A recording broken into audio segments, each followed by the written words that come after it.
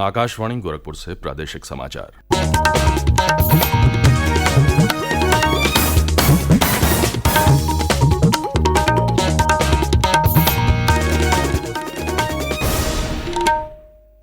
नमस्कार।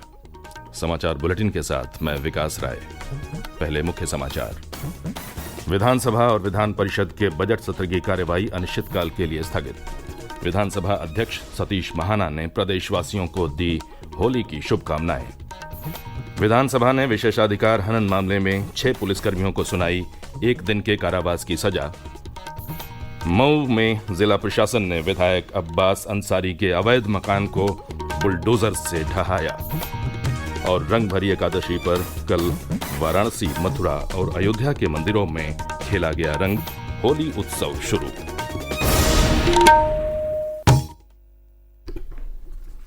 अब समाचार विस्तार से। विधानमंडल के दोनों सदनों की कार्यवाही अनिश्चितकाल के लिए स्थगित हो गई है। बजट सत्र की कार्यवाही कुल 11 दिन चली, जिसमें सदन 36 मिनट के लिए स्थगित रहा। विधानसभा अध्यक्ष सतीश महाना ने प्रदेशवासियों को होली की शुभकामनाएं देते हुए विधानसभा की कार्यवाही अनिश्चितकाल के लिए स्थगित करने की घोषणा की। इससे पूर्व कल विधान परिषद में नेता सदन व उप मुख्यमंत्री केशव प्रसाद मौर्य ने विपक्ष के सवालों का जवाब देते हुए कहा कि सरकार रोजगार मेले लगाकर बेरोजगार युवाओं को रोजगार उपलब्ध करा रही है। उन्होंने कहा कि शिक्षित नौजवानों को रोजगार दिलाना सरकार की शीर्ष प्राथमिकता है। उधर शिक्षक दल के ध्रुव कुमार त्रिपाठी ने संस्कृत शिक्षा की अनदेखी और शिक्षकों की भर्ती का मामला कार्यस्थगन के रूप में उठाया। इस पर माध्यमिक शिक्षा मंत्री गुलाब देवी ने कहा कि राज्य सरकार संस्कृत विद्यालयों और वहां के छात्रों और शिक्षकों के उन्नयन के प्रति कटिबद्ध है।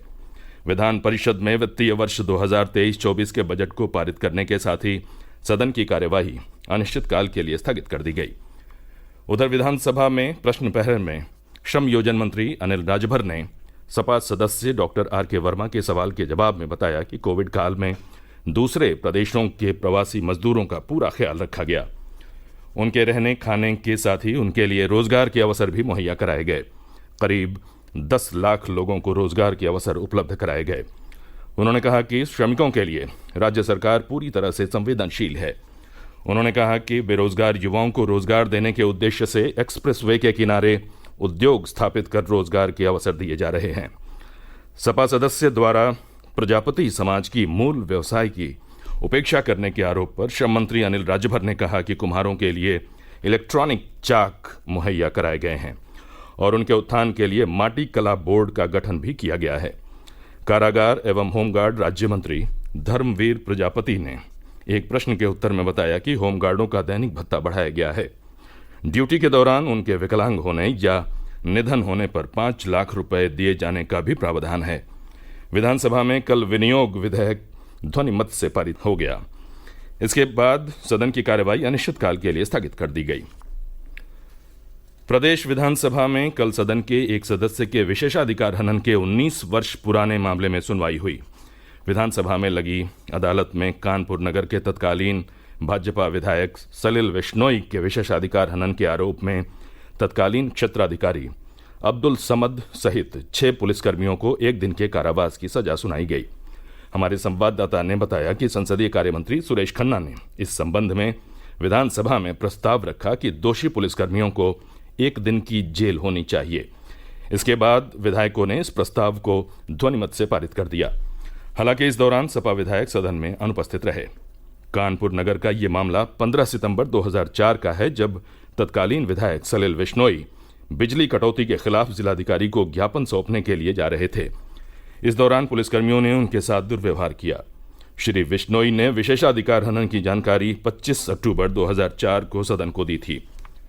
19 वर्ष पुराने इस मामले में विधानसभा में लगी अदालत में कल जिन 6 पुलिसकर्मियों को सजा सुनाई गई, उनमें तत्कालीन क्षेत्राधिकारी बाबू फुरवा, अब्दुल समद जो अब आईएएस अधिकारी के रूप में सेवानिवृत्त हुए हैं के अलावा तत्कालीन एसएचओ ऋषिकांत शुक्ला, तत्कालीन एसआई त्रिलोकी सिंह, तत्कालीन सिपाही छोटे सिंह यादव, तत्कालीन आरक्षी विनोद मिश्रा और तत्कालीन आरक्षी मेहरबान सिंह यादव शामिल हैं। इन सभी को विधानसभा स्थित लॉकअप में रात 12 बजे तक रखा गया। विधानसभा अध्यक्ष सतीश महाना ने कहा कि सदन का ये फैसला महत्वपूर्ण है और आने वाली पीढ़ियों के लिए ये एक उदाहरण बनेगा। राज्यपाल और कुलाधिपति आनंदीबेन पटेल की अध्यक्षता में कल मथुरा के पंडित दीनदयाल उपाध्याय पशु चिकित्सा विश्वविद्यालय एवं गो अनुसंधान केंद्र का 12वां दीक्षांत समारोह आयोजित किया गया। समारोह में राज्यपाल ने 131 छात्र छात्राओं को उपाधियां वितरित की। इस अवसर पर राज्यपाल ने अपने संबोधन में कहा कि किसी भी देश की प्रगति उस देश की शिक्षा, अनुसंधान कार्यों और सामाजिक विकास से जानी जाती है। अपने संबोधन में राज्यपाल ने विश्वविद्यालय की विशेषताओं का उल्लेख करते हुए कहा कि पशुपालन का हमारे देश की कृषि और अर्थव्यवस्था में विशेष योगदान रहा है। ये हमारी संस्कृति का हिस्सा है। गाय की सेवा करना हमारी परंपराओं का हिस्सा है। उन्होंने पशुओं को स्वस्थ बनाने की दिशा में केंद्र और राज्य सरकार द्वारा चलाई जा रही कई योजनाओं का जिक्र करते हुए बताया कि इन्हीं प्रयासों के कारण देश में दूध उत्पादन बढ़ा है। उन्होंने विश्वविद्यालय द्वारा पशुओं की नस्ल सुधार के लिए किए गए कार्यों की सराहना की।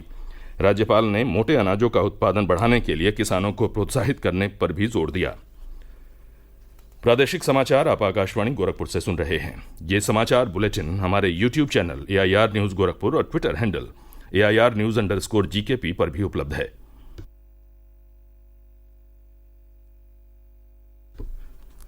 मऊ जिले की सदर विधानसभा से विधायक अब्बास अंसारी के भवन को कल जिला प्रशासन ने बुलडोजर से ढहा दिया। शहर के दक्षिण टोला थाना क्षेत्र के जहांगीराबाद में मुख्तार अंसारी के बेटे और विधायक अब्बास अंसारी और उमर अंसारी के नाम पर 2 मंजिला मकान था, जिसे पूर्व में सिटी मजिस्ट्रेट कोर्ट ने अवैध घोषित करते हुए ध्वस्त करने का आदेश दिया था। इस आदेश के खिलाफ अंसारी बंधुओं ने उच्च न्यायालय में अपील की थी। उच्च न्यायालय ने मामले पर सुनवाई से इनकार करते हुए फाइल दोबारा जिलाधिकारी कोर्ट मऊ को भेज दी। जिलाधिकारी द्वारा ध्वस्तीकरण का आदेश दिए जाने पर कल जिला प्रशासन ने विधायक के मकान को ढहा दिया।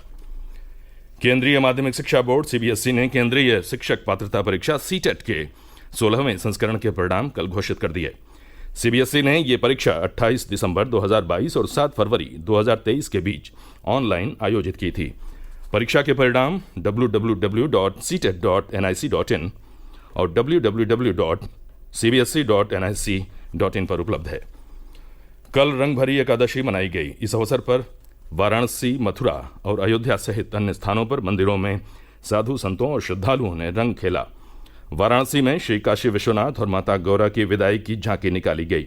परंपरा के अनुसार काशी वासियों ने भगवान शिव को अबीर गुलाल लगाकर होली खेलने की अनुमति मांगी।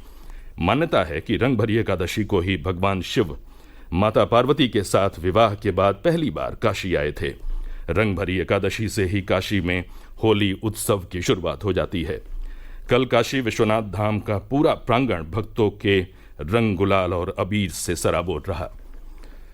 केंद्र सरकार ने कहा है कि प्रमुख गेहूं उत्पादक राज्यों में गेहूं फसल की स्थिति सामान्य है और इस फसल पर फिलहाल गर्मी का कोई असर नहीं पड़ा है। गेहूं फसल की स्थिति की निगरानी के लिए कृषि और किसान कल्याण विभाग द्वारा गठित एक समिति की रिपोर्ट में इस बात की पुष्टि की गई है। बस्ती जिले में कल से 3 दिवसीय बस्ती महोत्सव शुरू हुआ। पहले दिन कुआनो नदी के किनारे अमहट घाट पर दीपदान और नदी की आरती की गई। इस अवसर पर सांसद हरीश द्विवेदी, जिला प्रशासन के वरिष्ठ अधिकारी और बड़ी संख्या में लोग उपस्थित रहे। जौनपुर के नवागत जिलाधिकारी अनुज कुमार झा ने कल कार्यभार ग्रहण कर लिया। उन्होंने सभी जिला स्तरीय अधिकारियों को प्रतिदिन 1 घंटा जन सुनवाई करने का निर्देश दिया है। उन्होंने कहा कि सभी अधिकारी अपने कार्यालय के बाहर जन सुनवाई का समय अंकित कराएं और अनिवार्य रूप से जन समस्याओं की सुनवाई करें। और अंत में मुख्य समाचार एक बार फिर। विधानसभा और विधान परिषद के बजट सत्र की कार्यवाही अनिश्चितकाल के लिए स्थगित। विधानसभा अध्यक्ष सतीश महाना ने प्रदेशवासियों को दी होली की शुभकामनाएं। विधानसभा ने विशेषाधिकार हनन मामले में 6 पुलिसकर्मियों को सुनाई 1 दिन के कारावास की सजा। मऊ में जिला प्रशासन ने विधायक अब्बास अंसारी के अवैध मकान को बुलडोजर से ढहाया। और रंगभरी एकादशी पर कल वाराणसी, मथुरा और अयोध्या के मंदिरों में खेला गया रंग। होली उत्सव शुरू। इसी के साथ ये समाचार बुलेटिन समाप्त हुआ। नमस्कार।